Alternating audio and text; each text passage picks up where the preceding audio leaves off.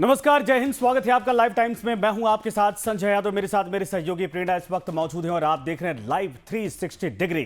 इस खास पेशकश में हम दिन की दो बड़ी खबरों को आपके सामने रखेंगे और अपने खास मेहमानों के साथ 360 डिग्री में जमीनी सच की पड़ताल भी करेंगे। आज बात करेंगे यूएस ईरान में समझौता या ट्रंप का नया पैंतरा। तो क्या इस बार वाकई जंग टल गई है या ये सिर्फ कुछ दिनों की मोहलत है? सबसे बड़ा सवाल यही है कि क्या ईरान डोनाल्ड ट्रंप के इस नए दावे पर भरोसा करेगा, क्योंकि ये पहली बार नहीं है जब युद्ध रोकने और समझौते की बातें सामने आई हैं। अतीत में भी कई बार बातचीत शुरू हुई, दावे भी हुए, लेकिन हालात फिर टकराव तक पहुंच गए। ऐसे में जब तक समझौते पर औपचारिक मोहर नहीं लगती और दोनों पक्ष अपने अपने दावों पर अमल नहीं करते हैं, तब तक मिडिल ईस्ट में तनाव पूरी तरीके से खत्म होना नामुमकिन लगता है और ऐसा सोचना भी जल्दबाजी होगी। 5 महीने से दुनिया जिस जंग के और करीब जाती दिख रही थी, उस पर फिलहाल ब्रेक लगता नजर आ रहा है। अमेरिकी राष्ट्रपति डोनाल्ड ट्रंप ने दावा किया है कि अमेरिका ने ईरान पर होने वाला बड़ा सैन्य हमला फिलहाल टाल दिया है। ट्रंप के मुताबिक ईरान और पश्चिम एशिया के कई देशों की अपील के बाद समझौते का मसौदा तैयार हो गया है। लेकिन दूसरी तरफ ईरान अब भी चेतावनी दे रहा है कि अगर हमला हुआ तो सिर्फ हॉर्मुज स्ट्रेट नहीं बल्कि दूसरे समुद्री रास्ते भी बंद कर दिए जाएंगे, यानी जंग टली है, खत्म नहीं हुई है। तो मिडिल ईस्ट में युद्ध के बादल अब भी मंडरा रहे हैं, लेकिन फिलहाल अमेरिका ने मिसाइलों पर ब्रेक लगा दिया है। अमेरिकी राष्ट्रपति डोनाल्ड ट्रंप ने दावा किया है कि ईरान पर प्रस्तावित बड़ा सैन्य हमला फिलहाल रद्द कर दिया गया है। ट्रंप के मुताबिक अमेरिका पूरी तरह लॉक एंड लोडेड था, लेकिन आखिरी वक्त पर ईरान और कई पश्चिमी एशियाई देशों की ओर से समझौते का प्रस्ताव आया, जिसके बाद सैन्य कार्रवाई रोक दी गई। ट्रंप ने सोशल मीडिया पोस्ट में दावा किया कि समझौते का ड्राफ्ट तैयार है। इस मसौदे में सबसे बड़ी शर्त क्या है? शर्त है कि हॉर्मुज स्ट्रेट को तुरंत और बिना किसी शर्त के खोला जाएगा। साथ ही ईरान के परमाणु खतरे को खत्म करने की दिशा में भी कदम उठाए जाएंगे। ट्रंप ने यह भी दावा किया कि इजराइल भी इस प्रस्तावित समझौते से सहमत है। अब सवाल यह है, यूएस आर्मी लॉक और लोडेड थी तो फिर यह फैसला क्यों ले लिया गया? यूएस सैन्य कार्रवाई के लिए पूरी तरह तैयार है और सेकेंड वर्ल्ड वॉर के बाद सबसे ज्यादा मजबूत। तो दूसरी तरफ ईरान, कुछ अरब देशों ने हमला रोकने की अपील की, तो दोनों देशों के बीच डील के लिए ड्राफ्ट पर सहमति करीब बन गई है। हॉर्मुज स्ट्रेट को तुरंत बिना शर्त का खोलना, ऐसा ये शर्त है, खोलना होगा। ईरान का न्यूक्लियर खतरा कम करना होगा। हालांकि ट्रंप ने साफ कर दिया है कि अगर ये डील जल्दी पूरी नहीं हुई तो अमेरिका कभी भी बड़ा हमला कर सकता है। यानी फिलहाल मिसाइलें रुकी हैं, लेकिन खतरा अभी नहीं टला है। तो ट्रंप के इस फैसले के पीछे कूटनीतिक कोशिश भी सामने आई है। रिपोर्ट के मुताबिक सऊदी अरब के क्राउन प्रिंस मोहम्मद बिन सलमान ने फोन पर ट्रंप से बातचीत की और संभावित बड़े हमले को टालने की अपील की। ट्रंप के यू टर्न और धमकी से हमला टालने तक की अगर पूरी टाइमलाइन की बात करें तो ट्रंप की माने तो ईरान और दूसरे मिडिल ईस्ट देशों ने समझौते का प्रस्ताव दिया।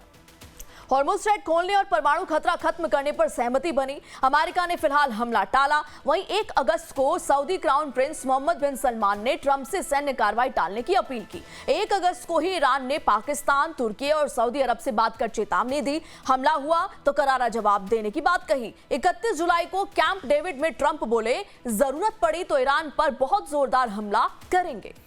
इधर 28 जुलाई को ट्रंप ने व्हाइट हाउस में नेतन्याहू से मुलाकात की। 25 जुलाई को 13 दिन की लगातार बमबारी के बाद अमेरिका ने हमले रोके और ट्रंप बोले, ईरान से बातचीत अच्छी चल रही है। 20 जुलाई को हूती विद्रोहियों ने रेड सी में सऊदी अरब के खिलाफ समुद्री नाकेबंदी का ऐलान किया। तो 8 से 20 जुलाई के बीच जॉर्डन और इराक में 4 अमेरिकी सैनिक भी मारे गए। 8 से 20 जुलाई के बीच ईरान के जॉर्डन, कुवैत, बहरीन, ओमान और कतर में अमेरिकी ठिकानों पर जवाबी हमले किए गए। 8 जुलाई को जवाब में अमेरिका ने ईरान पर फिर हवाई हमला शुरू किया। 8 जुलाई को ही ईरान ने हॉर्मुज स्ट्रेट में जहाजों को रोका। सऊदी अरब को आशंका थी कि अगर अमेरिका ईरान की ऊर्जा परियोजनाओं पर हमला करता है तो जवाबी कार्रवाई में खाड़ी देशों के तेल प्रतिष्ठान भी निशाने पर आ सकते हैं। इधर मिडिल ईस्ट में बढ़ते तनाव के बीच अमेरिका ने अपने नागरिकों के लिए हाई अलर्ट भी जारी कर दिया है। अमेरिका ने Israel, Iran, Kuwait, Jordan, UAE, Qatar, Oman, Saudi Arab, Bahrain और लेबनान समेत कई देशों में मौजूद अपने नागरिकों से साफ कहा है कि वो हालात पर लगातार नजर बनाकर रखें और आवश्यकता पड़ने पर तुरंत वहां से निकलने के लिए भी तैयार रहें। अब सवाल यह है कि आखिर अमेरिका ने यह एडवाइजरी क्यों जारी की? क्या अमेरिका ईरान पर बड़ा हमला करने वाला है या अमेरिका हमला करने का ऐलान कर चुका है और क्या हमले के जवाब में ईरान भी बड़ा हमला करेगा? हालांकि सवाल अब भी वही है, क्या यह सिर्फ युद्ध से पहले का विराम है या वाकई में कूटनीति जीतने वाली है? क्योंकि एक तरफ ट्रंप कह रहे हैं कि समझौता करीब है, दूसरी तरफ ईरान अब भी मिसाइलों और समुद्री नाकेबंदी की चेतावनी दे रहा और इसी तरह से पूरी दुनिया की नजर अब अगले कुछ घंटों में टिकी है, कुछ घंटों पर टिकी है। लेकिन सबसे बड़ा सवाल अब भी कायम है, क्या डोनाल्ड ट्रंप के इस ऐलान पर भरोसा किया जा सकता है? क्योंकि पहली बार नहीं है जब ईरान और अमेरिका के बीच तनाव कम होने या समझौते की बात सामने आई हो। इससे पहले भी कई बार बातचीत आगे बढ़ी, युद्ध टालने के दावे भी हुए, लेकिन कुछ ही समय बाद हालात फिर टकराव की ओर बढ़ गए। ऐसे में असली परीक्षा भरोसे की है। क्या ईरान, अमेरिका और खासकर ट्रंप के इस वादे पर विश्वास करेगा या फिर दोनों पक्षों के बीच अविश्वास एक बार फिर कूटनीति पर भारी पड़ेगा? पर इसका जवाब आने वाले कुछ दिनों में तय हो जाएगा। लेकिन डोनाल्ड ट्रंप जिस तरीके से बातें करते हैं, ये सवाल है कि आज तो वो कह दिया उन्होंने कि युद्ध टल गया है, लेकिन ऐसा ना हो कि शाम को एक आध मिसाइल फिर से जाकर कहीं पर टकराए और डोनाल्ड ट्रंप अपनी बातों से पलट जाएं। इसीलिए हमारे साथ कुछ मेहमान जुड़े हैं जिनसे हम चर्चा करने की कोशिश करेंगे। हम दोनों कर्नल एस.के. मलिक साहब हैं, रिटायर्ड रक्षा विशेषज्ञ हैं। Doctor DK. गुप्ता हैं, भू राजनीतिक विशेषज्ञ हैं। डॉक्टर अजताब, भू राजनीतिक विशेषज्ञ, हमारे साथ जुड़ गए हैं और तीनों लोगों का स्वागत है। मलिक साहब, शुरुआत में आपसे करना चाहूँगा, कैसे देखते हैं सर इसको? क्योंकि डोनाल्ड ट्रंप, मैं तो पिछले जब से ये युद्ध चल रहा है तब से ट्रंप को आज तक नहीं समझ पाया कि वो सुबह कुछ कहते हैं, शाम को कुछ और कर देते हैं। कल तक लग रहा था बड़ा कोई हमला करने की तैयारी अमेरिका कर चुका है, लॉक एंड लोड वाली कहानी उन्होंने बता दी, लेकिन उसके कुछ घंटे बाद कहा कि बातचीत हो गई है और अच्छी बातचीत चल रही है। परमाणु खतरा भी टालने को लेकर सहमति बन गई है, युद्ध रोकने को लेकर, हॉर्मुज को लेकर सहमति बन गई, अब युद्ध नहीं करेंगे। क्या ये कूटनीतिक एक बयान है, प्रेशर पॉलिटिक्स का, या फिर वाकई में किसी अच्छे संकेत के तौर पर इसको देखा जाए? जी नमस्कार, और सभी दर्शकों को और आप सभी मेहमानों को मेरा नमस्कार। देखिए, वो दिन आप भूले नहीं होंगे जब शाम को बोल रहे थे ट्रंप साहब कि सुबह ईरानी सभ्यता खत्म हो जाएगी। बहुत दिनों की बात नहीं है, हम सबके जहन में है। और सुबह आते आते ऐसा पलटा खाया कि पूरी रात जगी रही कि क्या रिजल्ट मिलने वाला है, क्या विध्वंस होने वाला है। सुबह आए तो केस उल्टा हुआ था। बात सही है आपकी, आपने इंट्रोडक्शन में बिल्कुल सही बताया कि देखिए ट्रंप साहब क्या कह देते हैं और क्या करते हैं, इस बात पर मैं पर्सनली ज्यादा नहीं जाता। हालांकि वो राष्ट्रपति एक देश के, लेकिन जब मैं इंडिपेंडेंट इसको एनालाइज करता हूं तो मैं ये पाता हूं कि देखिए उनकी सब ये डाइवर्जेंट टैक्टिक्स होती हैं। वो बोलते कुछ है लेकिन करना वो होता है कि जो वहां की थिंक टैंक और वहां की मिलिट्री यानी सेंटकॉम डिसाइड करके ऑलरेडी बैठी है। उनको मालूम है कि ये सब एक टैक्टिकल मूव होते हैं, प्रेशराइज मूव भी होते हैं। आपने कहा कि क्या ये प्रेशराइज मूव है? यस, बिल्कुल है। और क्या ये टैक्टिकल मूव है? बिल्कुल है, क्योंकि इस दौरान वो अपने, हो सकता है कोई बातचीत भी चले, इस बात से इनकार नहीं किया जा सकता। क्योंकि जब बात ओपन प्लेटफॉर्म से पीछे हो जाती है तो जाहिर सी बात है बैकडोर चैनल उसके खुल जाते हैं। और जो खाड़ी के देश है वो नहीं चाहते कि इस बात को एस्केलेट किया जाए, ईरान अभी भी मान जाए। पर हो क्या रहा है कि ईरान अपनी जिद पर अड़ा हुआ है। बात यही है, अगर इसको हम सेगमेंट में तोड़ ले पूरे ऑपरेशन को, तो 3 सेगमेंट मेन दिखते हैं। सबसे पहला सेगमेंट जाता है इजराइल को प्रीडोमिनेंटली, क्योंकि इजराइल जो सालों से एक इकट्ठी कर रहा था, बहुत सारी इंफॉर्मेशन इंटेलिजेंस गैदरिंग कर रहा था और ये समझता था कि वहां की जो एक तरह से जो खमेनी साहब है, उनका प्रशासन है, वो उनके लिए दुश्मन बना हुआ है और उनको कहता है death to America and Israel both. America join कर लिया कि ठीक है, वो चाहता था चाइना को इनडायरेक्टली एक तरह से उसको चाइना को साधना चाहता था। तो इस हिसाब से जैसे पहले युद्ध चला, उसके बाद दूसरा मैं आपको चरण दूंगा कि जब ये एमओयू हुआ, बिल्कुल अनजस्टिफाइड दिख रहा था। पता नहीं इतने बड़े बड़े लोग आके इस 14 डिमांड को, जो कि स्क्यूड थी 95% ईरान की तरफ, अमेरिका कैसे मान रहा था? हम तो आपके साथ तब भी शेयर कर रहे थे कि हमको इसमें कोई दम नहीं नजर आता, क्योंकि आधार ही नहीं है, जस्टिफिकेशन ही नहीं है बैलेंस का। स्ट्रेटेजिकली जो आप जब बैलेंस करते हो वो नहीं है। और तीसरा है कि जब हॉर्मुज ने जोर पकड़ा, हॉर्मुज एक हथियार के रूप में ईरान को मिल गया, ईरान ने जिद पकड़ ली कि ये मेरा क्विक मनी, इजी मनी बनाने का एक जरिया है, क्योंकि उसको भी पता है कि उसके अंदर विध्वंस बहुत हो चुका है। ये बात अलग है कि ईरान के अंदर से खबरें सत्यता के रूप में बाहर नहीं आती, वो सिर्फ वही आ पाती हैं प्रेरणा जी कि जो IRGC उनको फिल्टर करके और उनको ओके करके देता है। यही बात आप जनवरी से लगा लीजिए, 25-30 हजार आदमी मार दिए गए, कत्लेआम कर दिए गए, पूरी दुनिया में उसका कोई शोर नहीं है। इसलिए नहीं है कि ठीक है थोड़े दिन के लिए आया, उसके बाद ना उसकी पिक्चर आने दी, ना उसका मास मर्डरर्स का जो एक तरह से नंगा नाच हुआ है ईरान के अंदर, ना ही उसका कोई प्रूफ आने दिया। तो हुआ कि इंटरनेशनल एरेना पे चीज दब गई। तो प्रेरणा जी, मैं ये कहूंगा ये सब चीजें जो अमेरिका का है, ये एक टैक्टिकल मूव है, इससे ज्यादा नहीं होना चाहिए। और मेरे ख्याल से ईरान इतना समझदार तो है कि वो ट्रम्प साहब के इस मूव को एक ब्लैंकेट सैंक्शन नहीं लेगा कि ट्रम्प साहब ने अटैक रोक दिए। पता चला कि सब कुछ चल रहा है, इंटेलिजेंस से गैदरिंग थी और सुबह सुबह फिर अटैक शुरू हो गए। ये वेरी मच पॉसिबल। जी संजय। नहीं, अब ये बड़ी अच्छी बात आपने कही। दूसरा ये भी कि मान लीजिए अमेरिका अभी नहीं भी करे तो ईरान के सामने दोहरी चुनौती है, उधर लेबनान पर अटैक इजराइल कर देगा, संकेत तो उसी तरीके से मिल जाते हैं। हाँ बिल्कुल ठीक कहा संजय सर आपने और एसके मलिक सर आपने भी। सीधा रुख करूंगी अजिताभ सर आपका। खबर अच्छी है बिल्कुल, लेकिन इन 5 महीनों में जो ट्रस्ट डेफिसिट बना है उसको ध्यान में रखते हुए अभी तो फुल स्टॉप लगा है या फिर आप कह लीजिए कि एक टेम्पररी ब्रेक लगा है, लेकिन जब तक एक कोई ठोस समझौता नहीं हो जाता इस शांति को हम स्थायी शांति नहीं मान सकते। बिल्कुल बिल्कुल आपने सही कहा प्रेरणा जी। देखिए ये तो राष्ट्रपति ट्रंप खुद ही कह रहे हैं कि अभी वो परिधि पे आए हुए हैं, परिधि से सेंटर की दूरी बहुत लंबी है। और जैसा आपने बिल्कुल डेट वाइज आपने बताया कि कैसे पलटी मार है ट्रंप, उसका उदाहरण उनको तो एक टाइटल मिल गया है टैको का, ट्रंप ऑलवेज चिकन्स आउट। और ये चिकन्स आउट जो वो पीछे अपने को पलट मारने की उनकी जो आदत है, 3-4 मैं इंपॉर्टेंट डेट बताना चाहूंगा। 21 मार्च को उन्होंने कहा कि ईरान को पूरी तरह से खत्म कर देंगे। 1 अप्रैल को उन्होंने कहा कि उसको स्टोन एज में पहुंचा देंगे। 7 अप्रैल को कहते हैं कि पूरी सभ्यता को खत्म कर देंगे। और हर बार इसके बाद 4 मई को उन्होंने एक ऑपरेशन फ्रीडम लॉन्च किया कि हम जहाजों को, शिप को एस्कॉर्ट करके ले जाएंगे। और हर बार वो पलटी मारे हैं, पीछे मुड़े हैं। तो इस बार भी कोई ऐसी गारंटी नहीं है कि अपनी बात से वो मुड़ जाए, क्योंकि वो खुद कह रहे हैं कि अभी तो वो परिधि में है, लग रहा है। और जो खबरें आ रही हैं कि अरागची ने तो एक जो कंप्रोमाइजर ग्रुप है, जिसके अरागची और वहां के जो राष्ट्रपति पेजेस्कियन है या जो गालीवाफ है स्पीकर, ये जो कंप्रोमाइजर ग्रुप है ये शायद अभी इस बात के लिए सहमत है। लेकिन अभी ये यहाँ से प्रपोजल गया हुआ है IRGC के पास, और एक तीसरा ग्रुप भी इनका है जो सईद जलीली का जो सुप्रीम लीडर के क्लोज हैं।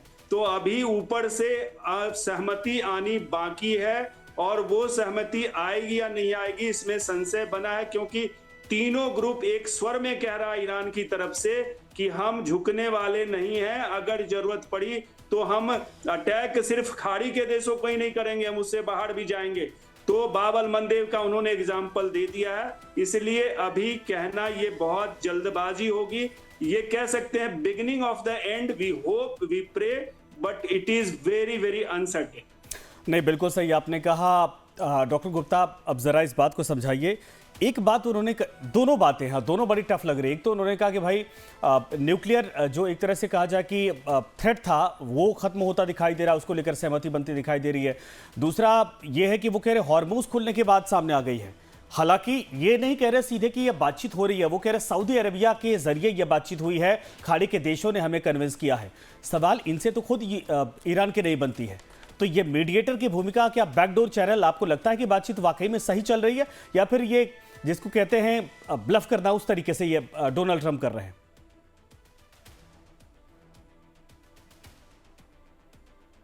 सर आपकी आवाज नहीं आ रही है, अनम्यूट कर लीजिए।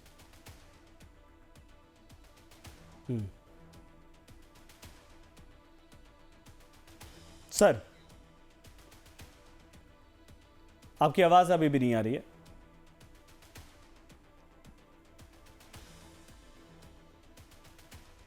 मलिक साहब, मैं इसका जवाब आपसे लूंगा, तब तक कनेक्शन सही करवाना चाहते हैं। क्या ये डोनाल्ड ट्रंप बस लंबी लंबी फेंक रहे हैं?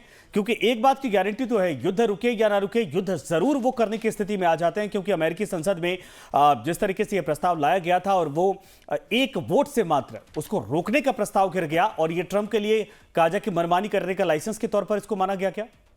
और ये वही करते दिख रहे हैं। जी संजय जी, मुझसे सवाल है? जी सर। अच्छा संजय जी, देखिए ट्रंप साहब निश्चित रूप से एक वोट से अपने उस प्रस्ताव को जीतने में सफल रहे हैं। लेकिन एक बात मानिए, मैं अगर ऑपरेशन पर आके बात करूं वापस, देखो ऑपरेशन तब रुकते हैं, युद्ध तब होते हैं या तो कोई एक देश पूरी तरह से बर्बाद हो जाए, घुटनों पे आ जाए। वो ईरान की हालत आज की डेट में नहीं है। या फिर तब होता है कि दोनों देश इतने समझदार बन जाए कि वो अपने अपने हितों को कुछ कंप्रोमाइज करके और बीच की ऐसी बैलेंस के उसके बैलेंस वे पे आ जाए कि दोनों देश ये समझने लगे कि युद्ध को नहीं चलाना है, अर्थव्यवस्था पे भारी पड़ रहा है। देखिए, अमेरिका को मुझे नहीं लगता कोई खास फर्क पड़ेगा, पड़ रहा है, बट ऐसा नहीं है कि उसको बहुत ज्यादा। मुझे लगता है कि अमेरिका यहां से खाली हाथ तो नहीं जाएगा। अब इस बात को अगर रख के हम उल्टी गिनती शुरू करें, रिवर्स इंजीनियरिंग शुरू करें, तो ये बात समझ में आती है कि अमेरिका की जो शर्तें हैं वो स्पेल आउट करेगा, पक्का करेगा। लेकिन मुझे एक डर और है कि जैसे ये युद्ध, जब इसमें अस्थायी विराम लगता है, जो दोनों के बीच में समझौता होता है, तो मुझे लगता है कि ईरान न्यूक्लियर ब्लास्ट करेगा। उसमें किस किस की मदद आएगी, ये बात हम समझ सकते हैं। सारा पूरा जियोपॉलिटिकल सिनेरियो क्लियर है। ईरान न्यूक्लियर पावर बन के रहेगा।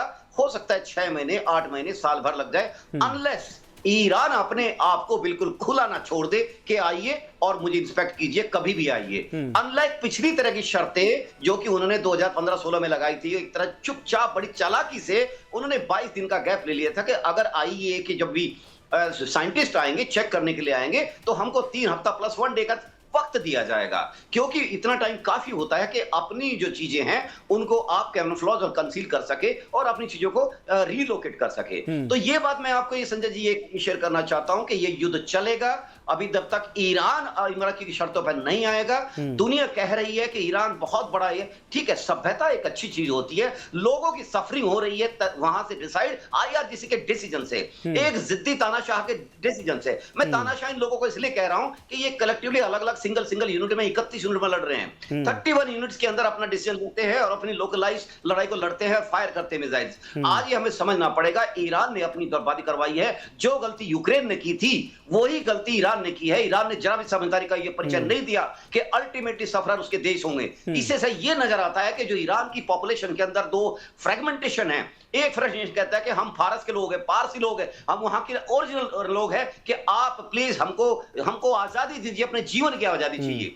वो लैंड की आजादी नहीं मांग रहे हैं। दूसरे लोग हैं कि जो वहां पे IRGC जैसे संगठनों ने पिछले 40 साल में तैयार करके सोसाइटी के अंदर इन्फ्यूज इतना कर दिया है कि वहां पे रेडिकलाइजेशन बहुत ज्यादा बढ़ गया है। इन सब चीजों को देखते हुए वहां की सोसाइटी के अंदर जो विद्रोह है और उनको जो सफरिंग हो रही है, वो भी अगर अमेरिका इस चीज को कंटिन्यू करता है कुछ महीने और, तो निश्चित रूप से आपको अंदर से भी गुस्से का आभास देखने को मिलेगा और हो सकता है कि वो जनवरी 2026 की पुनर्वृत्ति की तरफ लेके जाए। जी संजय, बिल्कुल सही आपने कहा। एक सवाल है मेरा डॉक्टर गुप्ता आपसे, एक चीज़ और है, चूंकि आप इस बात को समझा दिया है मलिक साहब ने, लेकिन ये बताइए कि एक तरफ अमेरिका ये कह रहा है कि भाई युद्ध रुक गया है, अच्छी बातें होती दिखाई दे रही हैं, सऊदी अरेबिया से मीडिएशन की बात सामने आ रही है कि वहाँ से फ़ोन आया है, ईरान से बनती नहीं है, सऊदी अरेबिया ऐसे भी परेशान है कि अगर वहाँ से अटैक हुआ तो वो हमें मारेगा, यानी ईरान हमारे ऊपर बम फोड़ेगा।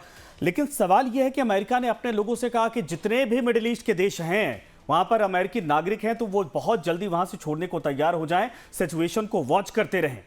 और एक तरफ ये भी खबर आ रही है कि भाई अब इजराइल को डिफेंड करने के लिए अमेरिका के पास हथियार कम पड़ रहे हैं।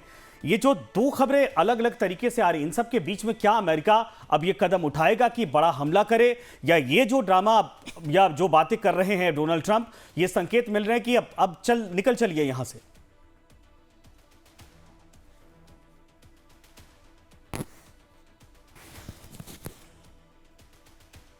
आपकी आवाज फिर से नहीं आ रही है, सॉरी। डॉक्टर अजताब, इस सवाल के जवाब सर मैं आपसे जानना चाहूंगा। देखिए संजय जी, बहुत अच्छा आपने पूछा। अभी अमेरिका के पास क्या विकल्प है, या तो एस्केलेट करे या फिर निगोशिएशन में जाए। अब अभी वो निगोशिएशन की बात खुद राष्ट्रपति ट्रंप आगे आए हैं।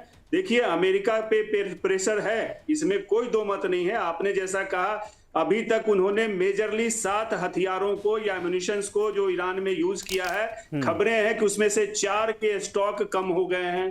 तो अमेरिका कितनी भी बमबारी कर ले, उसकी अपनी लिमिट है। दूसरी तरफ आप देख लीजिए, ईरान ने बड़ी ही रणनीतिक तरीके से अपने, चाहे उसके पावर प्लांट हो, चाहे उसके सैन्य अड्डे हो, चाहे उसके डिप्लॉयमेंट हो जो एम्युनिशन और आर्म्स के हैं, मिसाइल्स के हैं, उन्होंने इस तरह से छितरा के रखा हुआ है कि अमेरिका के लिए इतना आसान नहीं है उसको एक बार में खत्म करना।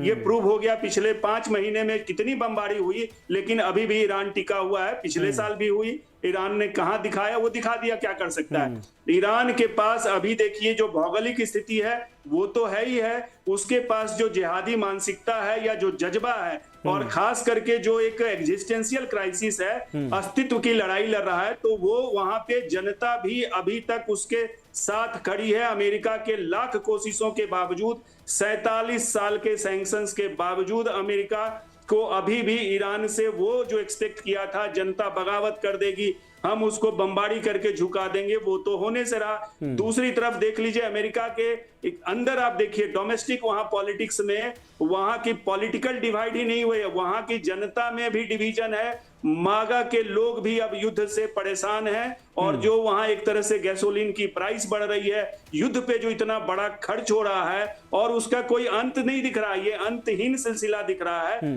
तो निश्चित रूप से, और देख लीजिए इजराइल और अमेरिका दोनों में अक्टूबर नवंबर के दरमियान इलेक्शन आने वाले हैं। बिल्कुल, तो कई सारे ऐसे परेशानियां हैं, पेचीदगियां हैं, और ईरान के अंदर सारी प्रॉब्लम्स है, लेकिन वो तो झुकने को तैयार नहीं है। क्या अमेरिका उसको झुका देगा, ये तो दिख नहीं रहा। बिल्कुल, तो बहुत ही पेचीदा है। ऐसे में अमेरिका को अब लग रहा है कि एकमात्र विकल्प निगोशिएशन है, इसलिए वो खाड़ी के देशों पे ये ठिकरा दे रहा है कि उन्होंने कहा इसलिए हमने रोक दिया। सच्चाई है कि मोहम्मद बिन सलमान ने से उसकी बात हुई है परसों, और उस बातचीत के बाद खाड़ी के देश ऑब्वियसली सबसे ज्यादा अगर कोई भुक्तभोगी है तो खाड़ी के देश हैं। उनका कितना बड़ा लॉस हो रहा है। सऊदी अभी तक बचा हुआ था, जब सऊदी पे बाबर मंदिर से घेरा गया। जी बिल्कुल ठीक कहा आपने। एसके मलिक सर, क्योंकि हम अमेरिका की बात कर रहे हैं और बेशक डॉक्टर गुप्ता भी जुड़ गए हैं। बिल्कुल ठीक है, एसके मलिक सर से पूछ लेते हैं, उसके बाद गुप्ता सर के पास भी जाएंगे।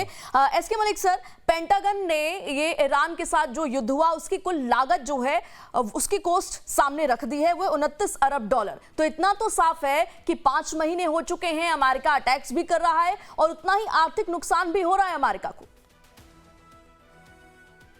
प्रेरणा जी, एक बात बिल्कुल साफ साफ है, अमेरिका की जो कैपेसिटी है, कैपेसिटी वर्सेस एक्सपेंडिचर देखिए। अमेरिका की कैपेसिटी इतनी है कि वो ईरान जो युद्ध चल रहा है इसको वर्षों तक ले जाए तो उसको कोई ज्यादा नुकसान नहीं होगा। और एक चीज मैं बता देता हूं, जो स्ट्रेटेजिक वार लड़ते हैं अमेरिका, चलो अमेरिका की मैं सीधी सीधी बात करता हूं, अमेरिका अगर इस ऑपरेशन को लंबा खींचता है तो इसमें ईरान का इनहेलेशन निश्चित है। अमेरिका अपने दोस्तों को मजबूत करता जाएगा समय के साथ साथ, ये बात अलग है। इंटेंसिटी में उसकी वार मशीनरी काफी डिप्लीट हुई है लोकल उसमें खित्ते के अंदर, और जैसे जैसे इसको लंबा खींचेगा ईरान के लिए उतना मुश्किल हो जाएगा इसको सस्टेन करना। जैसे कि एग्जांपल देता हूं, भारत और पाकिस्तान क्या चाहता है कि अगर भारत के साथ कोई ऑपरेशन होता है 2-4 दिन में खत्म हो जाए, क्योंकि उसके पास नहीं है कैपेसिटी सस्टेन करने की लॉन्ग ड्यूरेशन ऑपरेशन की। यही बात मैं यहां कह रहा हूं कि अमेरिका इसको खींच भी देगा, वो अपने 4 वहां पे जो यूएसएस नेवल शिप्स है ब्लॉकेट करके रखेगा। होगा क्या, एक्सपोर्ट नहीं होगा, बाहर से सामान आपके देश के लिए नहीं आएगा, तो मैनीफोल्ड होगी। इसके साथ साथ जैसे ही यूएस के अंदर हम बात करते हैं उसके अंदर वार मशीनरी, एक बात समझिए, वार वहां की इकोनॉमी का हिस्सा है, इंग्रेडिएंट रहा है पहले से ही। तो प्रेरणा जी, ये बात मेरे ख्याल से, मुझे तो कम से कम इस बात में बहुत ज्यादा डेप्थ नहीं लगती कि वो अमेरिका उसको इतना नुकसान हो जाएगा कि वो नुकसान के जरिए वो यहां से छोड़कर भाग जाएगा। बिल्कुल नहीं छोड़ेगा। मेरा नहीं सर, एक सवाल इसमें मैं जोड़ूंगा जल्दी से, क्योंकि डॉक्टर गुप्ता के पास भी जाना है। क्या अमेरिका ये चाहेगा कि चाइना उससे आगे निकल जाए? क्योंकि चाइना, अमेरिका के सामने 2 चुनौती है। एक तो डोनाल्ड ट्रंप के सामने चुनाव आने वाला है, ईरान ये जानता है कि डिले करके चलो इसका नुकसान इनको होगा, इसीलिए खींच रहा। दूसरा ये है कि क्या अमेरिका, चाहे ये सरकार हो चाहे कोई भी हो, युद्ध में एंगेज होके वो अपने आप को पीछे करना चाहेगी जब उसके सामने इतना बड़ा कॉम्पिटिटर जो बैकडोर से चाइना के साथ खड़ा है और नंबर 1 होने को तैयार है?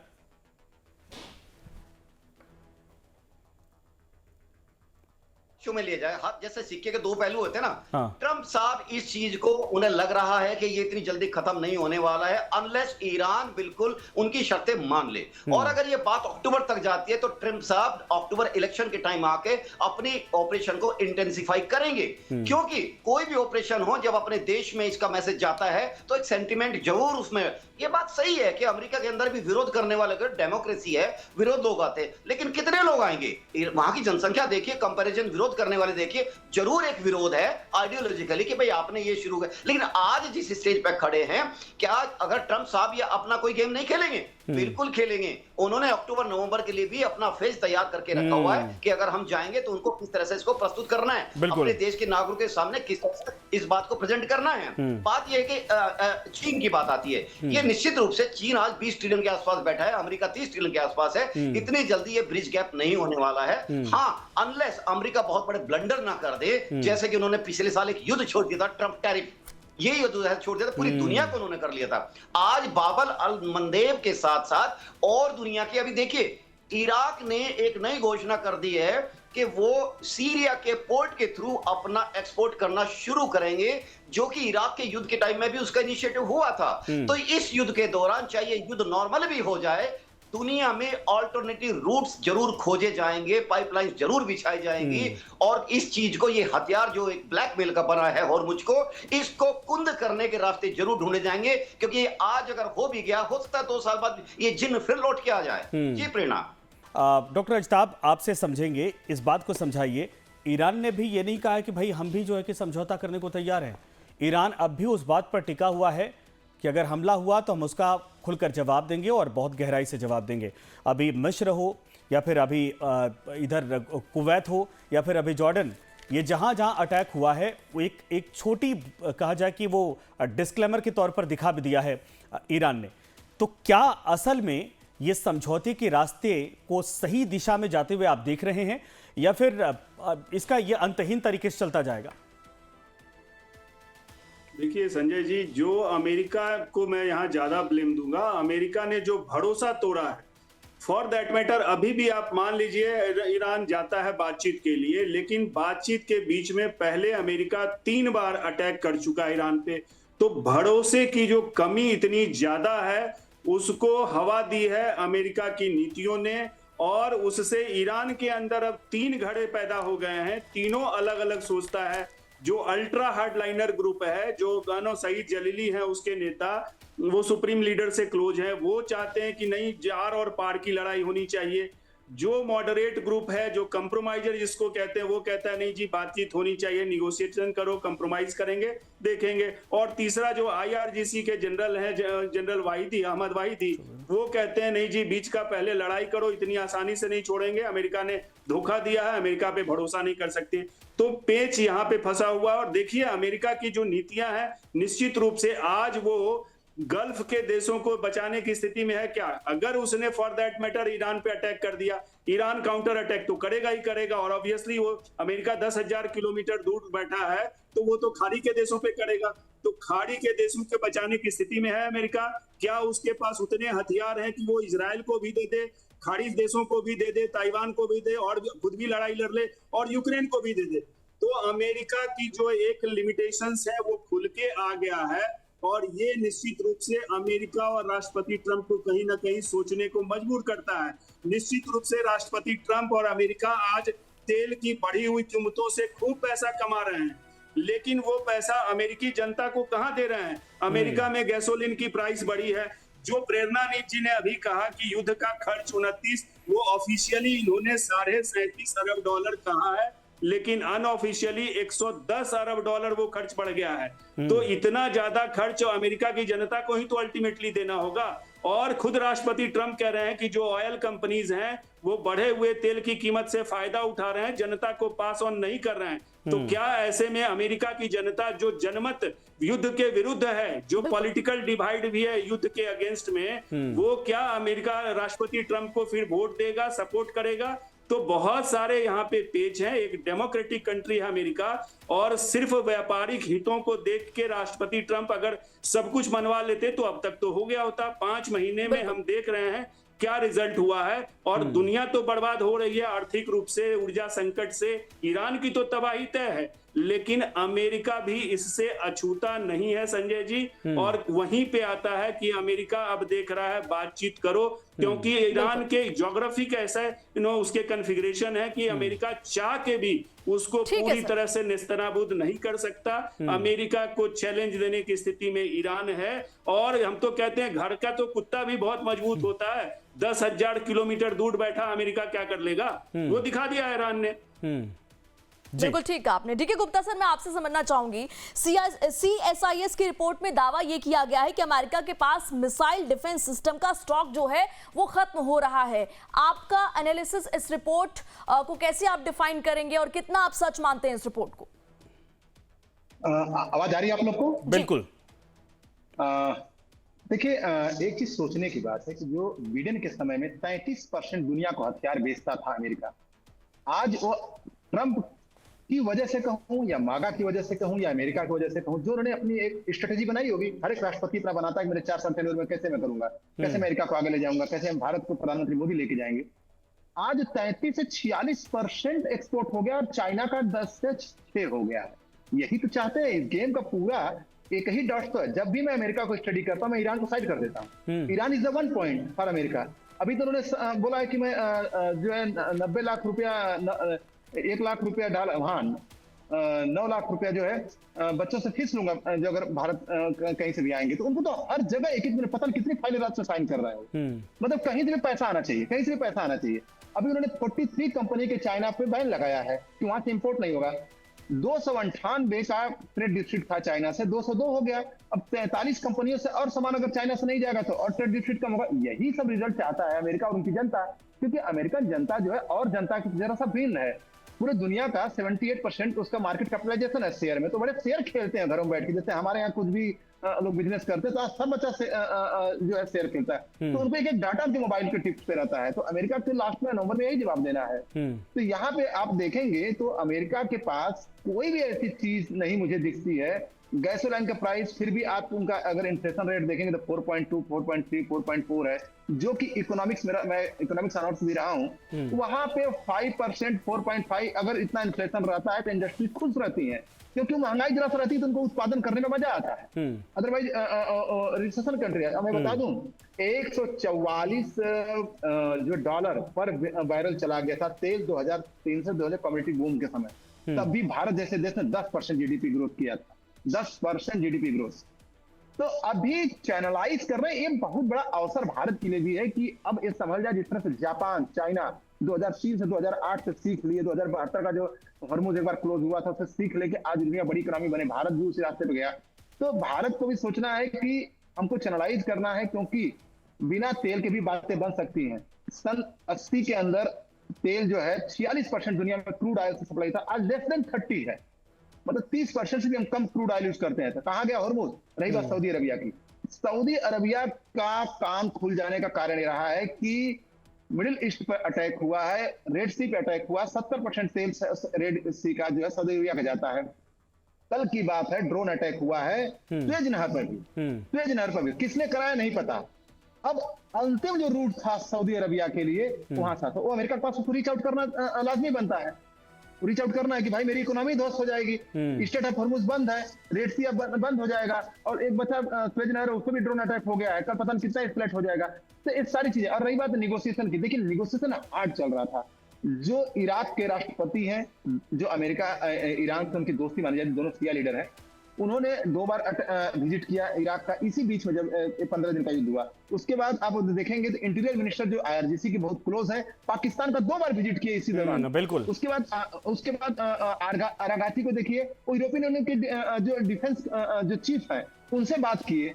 तो सारी बातें ये बताती है कि ईरान अंदर से कितना परेशान है। एक भी अटैक संजय जी आप दिखा दें ईरान का जो कि किसी को स्ट्रेटेजिकली परेशान किया हो, चाहे जॉर्डन में, तो जानता है IRGC कि अमेरिका बहुत चालाक है। जॉर्डन में कहां छिपा रखा है, कुवैत में कहां छिपा रखा है, इजराइल में अपना स्टॉक पाइल कर रखा है, मेरी मिसाइलें बर्बाद करवा रहा है।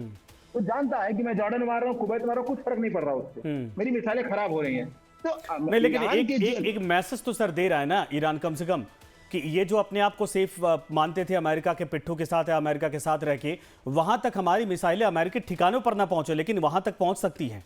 यानी उनकी जो यूनिटी उसको ब्रेक करने के लिए एक मैसेज है। दूसरा ये भी है कि हॉर्मुज इसके बाद सबसे बड़ा हथियार है। अगर वो वहां अटैक भी ना करे, सिर्फ हॉर्मुज को ब्लॉक करे, तब भी तो उसके लिए बड़ी जीत है। मैं आता हूं सर, एक सवाल सबसे लेके वापस आऊंगा आपके पास।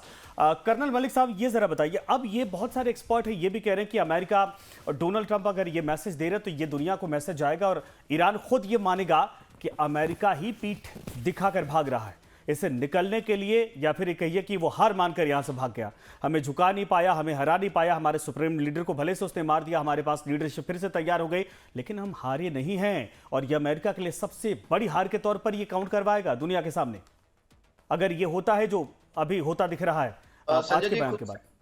हाँ, कुछ सेकंड प्ले स्क्रीन स्टिल हो गया था, पर मैं जितना समझ पाया हूँ आप मेरे से ये जानना चाहते हो कि देखिए अगर अमेरिका यहाँ से विड्रॉ करता है तो उसको इस तरह से भागना समझा जाएगा, उसकी बहुत बड़ी हार समझी जाएगी पूरे जियोपॉलिटिक्स सिनेरियो पे।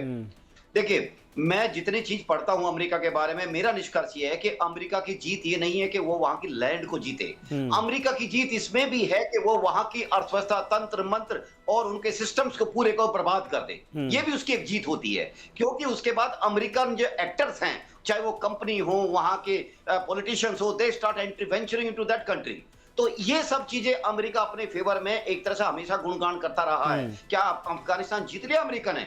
कभी नहीं जीता। लेकिन अब अफगानिस्तान को उसने प्रोस्परस भी नहीं होने दिया। 20 साल तक उसका अमेरिका ने ऐसा दोहन किया। एक तरह से देखा जाए तो आज भी चाहकर आप चाहे जितना वहां पे पैसा पंप इन कर लीजिए, अफगानिस्तान आज भी अपने पैरों पर खड़ा होने के लिए लचर है। दूसरी बात, वियतनाम को देख ली, क्या अमेरिका जीता? बिल्कुल नहीं जीता। और बहुत सारे देख ली, इराक, कुवैत, ये सब चीजें उसने ऑपरेशन किए हैं पास में। अमेरिका क्या करता है कि अपनी इकोनॉमी के लिए लड़ता है। ये लड़ाई भी इकोनॉमी की है। मिलिट्री की लड़ाई, मिलिट्री एक टूल होता है इकोनॉमी को सस्टेन करने के लिए या डोमिनेंस के लिए, वही तो हो रहा है। और आज ईरान भी तो अपनी इकोनॉमी के लिए लड़ रहा है। हॉर्मुज को चाहता है कि जल्दी से पैसा आए, क्विक मनी आए। जैसे कि आप बैठे हो अपना टोल टैक्स के ऊपर और बटन दबाए जा रहे हो, पैसा जितने शिप आएंगे पैसा देते जाइए, निकलते जाइए। यही कारण है कि ईरान ने भी जब ये एमओयू हुआ था तो जैसे 3 शिप पर ईरान ने एक तरह अटैक किया था, सिर्फ इसलिए किया था कि वो ओमान की तरफ से जा रहे थे और उसके डेजिग्नेटेड सी रूट का पालन नहीं कर रहे थे। तो क्या होता, इससे वो एक न्यू नॉर्म्स नहीं बनने देना चाहता था कि दूसरे कंट्री के शिप भी उधर से जाएं। तो जाहिर सी बात है, हर कोई पैसे के लिए लड़ रहा है। और अमेरिका भी अपना, अल्टीमेटली अगर मैं कहूं तो ईरान जो अमेरिका थोड़ा सॉफ्ट बीच बीच में पड़ता है, इसलिए पड़ता है क्योंकि खाड़ी के देशों से उसका निर्यात, मान खाड़ी के देशों का निर्यात अफेक्ट हुआ है, उनका प्रोडक्शन इफेक्ट हुआ है। इसके साथ साथ जो उनका इनलेट है, जो बहुत पूरी दुनिया से उनके साथ आयात करते हैं वो लोग, वो भी बंद हुआ है। उनके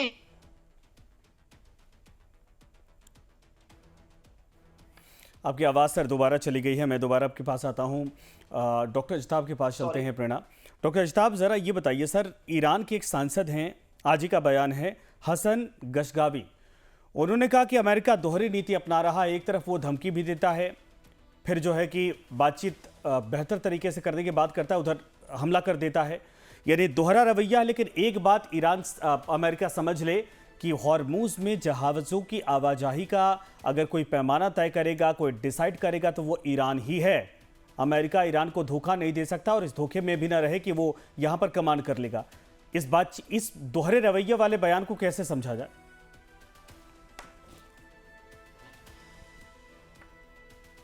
ये क्लियर है संजय जी। पिछले साल आप देख लीजिए, जून में 12 दिन की लड़ाई हुई, अटैक किया बातचीत के बीच में। ओमान को बेचारे को, जो मध्यस्थ की भूमिका बहुत अच्छे से निभा रहा था, उसकी बाट लगा दी अमेरिका ने।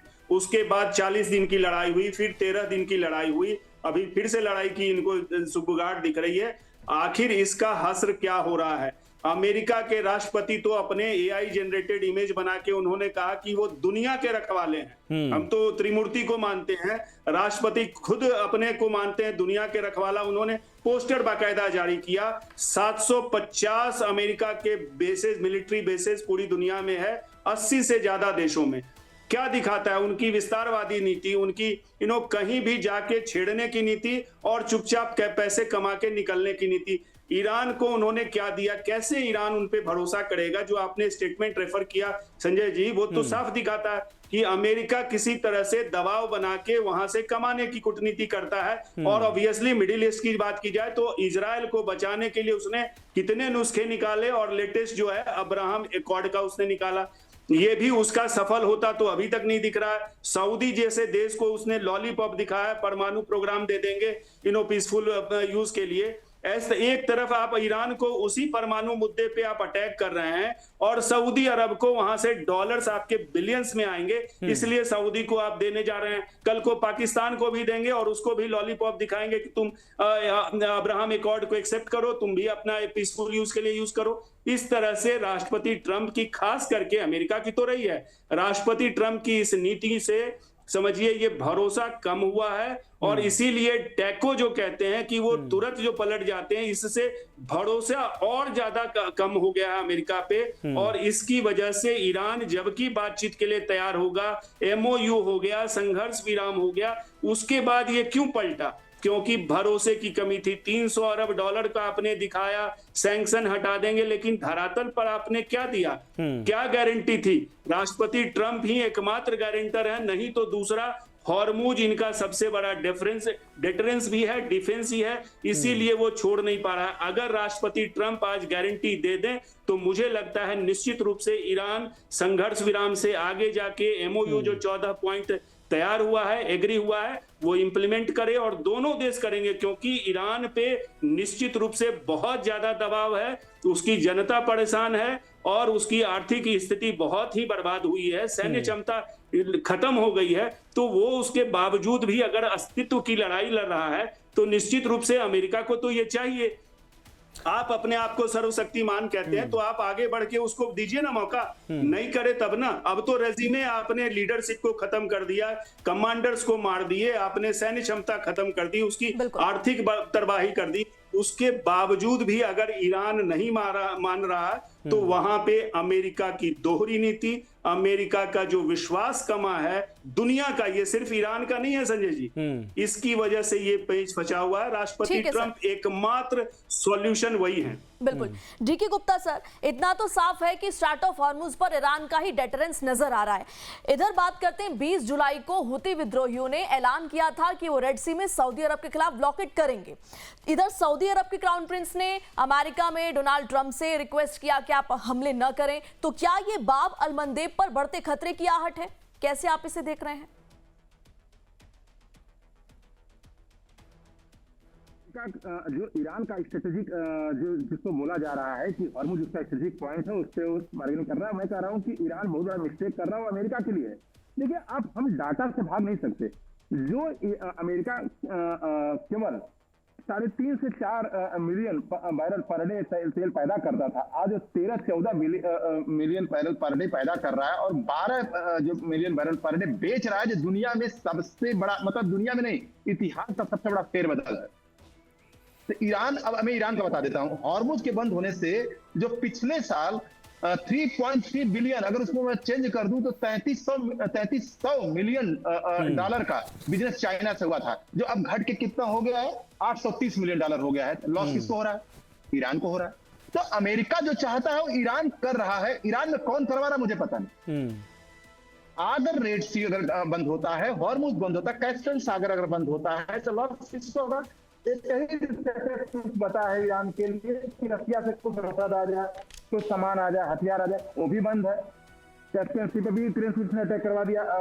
तो चारों तरफ से अमेरिका ने घेर लिया। अब देखिए, एक रास्ता बचता मिडिल ईस्ट के लिए, स्वेज नहर, वहां भी कल ड्रोन अटैक हो गया। तो अमेरिका बहुत ही एक अजगर की तरह से वहां पे पकड़ लिया है कि कहां से जाऊं, कहां से चारों तरफ से घेराबंदी करके जकड़ लिया है, जकड़ लिया। अब मिडिल ईस्ट के देश इस समय देखिए, सऊदी अरेबिया से मैं बता दूं कि वो अमेरिका के साथ चलता है, लेकिन तलखी हमेशा अब्राहम अकॉर्ड न साइन करने वाले देश में वही है। और उसमें अगर अभी देखिए तो मेरे सामने जो डाटा रहा, सीरियन प्रेसिडेंट ने बोला है कि हम एक सिक्योरिटी अरेंजमेंट इजराइल से करें, मतलब अब्राहम अकॉर्ड अप्रूव कर रहा है। अभी यमन का साउदर्न गवर्नमेंट बोल रही है कि मैं जो है इजराइल से अब्राहम अकॉर्ड करूंगा। तो सबसे करवा लिया, बचा कौन? पाकिस्तान और सऊदी अरबिया। सऊदी अरबिया को लॉलीपॉप दिया कि चलो भाई, आप लोग को मैं न्यूक्लियर के लिए मैं जो है अपना रास्ता खोलता हूँ, ईंधन मैं प्रोवाइड करवाऊंगा। हाँ, अभी भी बात नहीं बन पाई, चलो रेड सी ले लो, कैस्पियन ले लो, उससे ले लो। तो अमेरिका के पास वो सारे हथकंडे हैं जिस तरह से कि वो अपनी धाक दुनिया में कैसे जमा सकता है, वो हमें समझ में आए वो बुरा कर रहा है कि अच्छा कर रहा है। और मैं रेटिंग की बात बता दे रहा हूँ, रेटिंग की बात बड़ी चल रही थी पिछले 1-1.5 महीना से। रेटिंग वही 37 से बनी हुई है, बिडेन के 19 से नहीं आई है, बिडेन की 19 हो गई थी, 37 से बनी हुई है। और 2 महीना बचा, जैसे मलिक सर ने बोला कि 2 महीना बचा है, 2 महीना में क्या क्या करेगा। देखिए, चाइना के 43 कंपनियों को उन्होंने बैन लगाया है कल, उसके बाद यूएस प्रेसिडेंट ने जितना है उसने बोला है कि $100 बिलियन जो है हमको इधर से लेना है। उसके बाद उन्होंने कनाडा पे जो है अभी 383 लगाया है, जो कि 1930 का ट्रेड एक्ट है, जो दुनिया में पहली बार इतिहास में अमेरिका का लगाया गया है और 50% टैरिफ कर दिया गया है। लेबर इंसेंटिव फोर्स की वजह से चाइना पर भी लगा, तो ये सारी वहां के लोगों को पसंद आता है और वही चीज 2 महीना में करके वो वोटिंग में जाएंगे। और एक चीज एक भी होता है, एक विजन होता है किसी राष्ट्रपति का, दूसरा टर्म है, उसके बाद आएंगे नहीं, चाहे मैं रहूं चाहे ना रहूं, लेकिन मुझे अपनी इकोनॉमी को बढ़ा के, और उस इकोनॉमी का फायदा ये हो रहा है कि ट्रंप के समय में ही $29 ट्रिलियन से $32.5 ट्रिलियन हो गई है इकोनॉमी अमेरिका की। $3 ट्रिलियन तो दुनिया के उन देशों में होती है जो कि विश्व के 5-6 बड़े देशों में काउंट किए जाते हैं। भारत का इसके पहले 3 या 4 था। इतना तो उन्होंने 2-3 साल में जो है इम्प्रूव कर लिया। और ये वार जो है उनके लिए टॉनिक सिद्ध हो रहा है, केवल ईरान का ही नहीं, कैस्पियन सागर में जाए, यूक्रेन को रुक के बीच में जो थामते हैं, उसके बाद यूक्रेन को मौका देते हैं, अटैक करो। बिल्कुल आपने सही कहा।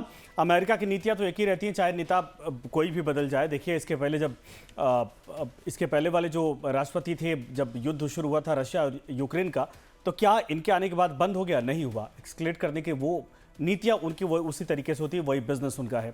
आऊँगा कर्नल मलिक साहब, एक चीज़ का जवाब दीजिए सर। ये जो CSIS की रिपोर्ट है कि भाई अमेरिका के पास जो है कि इंटरसेप्टर कम पड़ते जा रहे हैं, ये कम हो गया, वो कम हो गया, अब तक अमेरिका अपने चीज़ों को लेकर दुनिया को चौंकाता रहा है। क्या वाकई में आपको लगता है कि ये जो खबरें छनकर आती हैं, या सेंटकॉम भी कहता है, ये अमेरिका के रियल एक्चुअल सिचुएशन है, या फिर ये भी एक भ्रम, एक माहौल उस तरीके से तैयार करने का जरिया है? संजय जी, आपके लास्ट जो आपने सेंटेंस फिनिश किया उसमें इसका आंशिक आंसर है। मैं इसको ऐसे बोलूंगा कि देखिए, ये बात सही है कि युद्ध में जब वेपनरी यूज होती है, वहां के वेपन्स, मिसाइल, ड्रोन सब कुछ खर्च होता है। और ये चीज ऐसी भी नहीं कि ओवरनाइट तैयार हो जाती है, इनका जखीरा बनाया जाता है। जैसे कि पूरी दुनिया के सामने इस टाइम पिक्चर क्लियर है कि ईरान ने पिछले 20 सालों के अंदर मिसाइल ड्रोन ही बनाए हैं, और बाकी इंटरनल ध्यान उसका कम रहा है अपने लोगों की जिंदगी पर।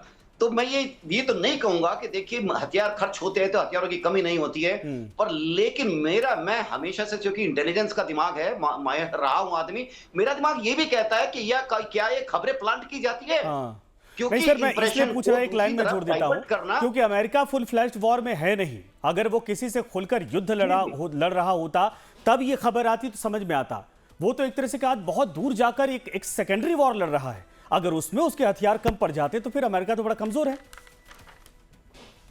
जी, मैं वहीं आ रहा हूं आपको। देखिए, मैं आपको कहा था कि अमेरिका इतना वृद्ध देश है, technologically most advance, militarily more advance, economically strongest, world का स्ट्रॉन्गेस्ट कंट्री दुनिया के जमीन के ऊपर आज अमेरिका है। अमेरिका को अगर उसके 1000 रुपए में से 50 रुपए खर्च हो जाए तो क्या फर्क पड़ता है? क्योंकि अगर उसने ये हथियार छोड़ दिया, ये अमेरिका का भी हथियार है, जिस कंट्री के ऊपर जो उसके दोस्त बने हुए हैं और जो उसका डोमिनेंस है, अगर उसने छोड़ दिया तो अमेरिका का पतन की ट्रिगर हो जाएगा यहीं से। तो यही संजय जी, मुझे लगता है अमेरिका अपने इस पतन को नहीं शुरुआत कराना चाहेगा, वो भी खासकर petrodollar then dollar. Demand सारी कहानी है। अभी एक छोटी सी आपने भी शायद सुना होगा, क्योंकि देखिए, रशिया ने बांग्लादेश के अंदर एक परमाणु संयंत्र के लिए पैसा भारतीय रुपए में एक्सेप्ट करना स्वीकार किया है। क्या समझ रहे हैं इस चीज को? ये वही चीज है जो अमेरिका पेट्रो डॉलर के ट्रू डॉलर में कर रहा है। तो ये बड़ी कहानी बहुत ऊंची मुझे लगती है। मेरा ऐसा मानना है, माइक्रो चीज होती रहेंगी। उसने उसकी बोट डुबा दी, उसने उसको नष्ट कर दिया, और उसने अटैक कर, ये होती रहेंगी। बड़ा खेल इकोनॉमी के डोमिनेंस का है वर्ल्ड के ऊपर। इकोनॉमी आपके पावर हाथ में है, आपके डॉलर आपका मजबूत है, तो समझिए पूरी दुनिया आपके देखा जाए शर्तों को मानने के लिए बाध्य ही होती है, डायरेक्टली और इनडायरेक्टली। ये बहुत अच्छी बात कही आपने। और वो देखिए, डॉक्टर गुप्ता भी बोल रहे थे कि भाई उसने पूरे मिडिल ईस्ट को देखिए ना, हर तरफ से अपनी दूसरों की गर्दन पकड़ रखी है, और जो चाह रहे दुनिया में करवा। रशिया से नहीं खरीदोगे, ये नहीं खरीदेंगे तो नहीं खरीद रहा कोई देश। वो चाह रहा है कि भाई हॉर्मुज एंगेज रहे, ताकि वेनेजुएला और तमाम जगह से जो तेल बेच रहा है दुनिया को बेच रहा है। बाब मंदेब को भी बंद कर दिया जाता है। तो ये तो अमेरिका के लिए बेनिफिशियली हर तौर पर देखा जा सकता है।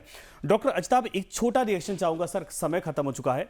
ज़रा ये बताइए कि क्या ये मान लिया जाए कि ईरान ने अमेरिका के अहंकार को बहुत बड़ी चोट पहुंचाई है?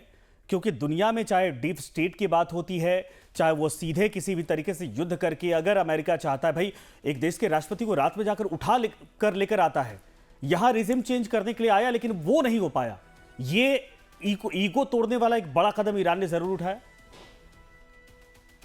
ये तो दुनिया के सामने दिख रहा है संजय जी कि 47 साल के सैंक्शन के बावजूद और इतने बम्बार्डमेंट के बावजूद, सीरीज ऑफ, एक नहीं, अमेरिका अभी भी ईरान को झुका नहीं पाया है अपनी शर्तों पे। दूसरी तरफ अमेरिका कहीं ना कहीं खुद झुका है। हार्ड पावर की जो आपने बात की, सैन्य क्षमता में भी उसके एमुनिशन कम हो रहे हैं, अपने पार्टनर्स को वो सपोर्ट नहीं कर पा रहा है, अपने खाड़ी के देशों को नहीं बचा पा रहा है, इजराइल को या किसी ताइवान को हथियार नहीं दे पा रहा है। तो कई ऐसे चीजें दिख रही हैं कि अमेरिका, और दूसरा देखिए, विदेश नीति में एक सॉफ्ट पावर की बात होती है, कैसे किसी कंट्री पे भरोसा की जो हमने बात की या पहचान की बात की, तो अभी प्यू की लेटेस्ट जो रिसर्च डेटा कहता है कि अमेरिका का ओवरऑल, अमेरिका पे दुनिया का भरोसा पहले से घटा है, अमेरिका के राष्ट्रपति पे भरोसा घटा है, अमेरिका की नीतियों पे क्वेश्चन मार्क हो रहा है, उसकी क्षमता भी घटी है, ये भी उस रिसर्च में आ रहा है। और दूसरी तरफ at the cost of China बहुत तेजी से, बहुत जल्दी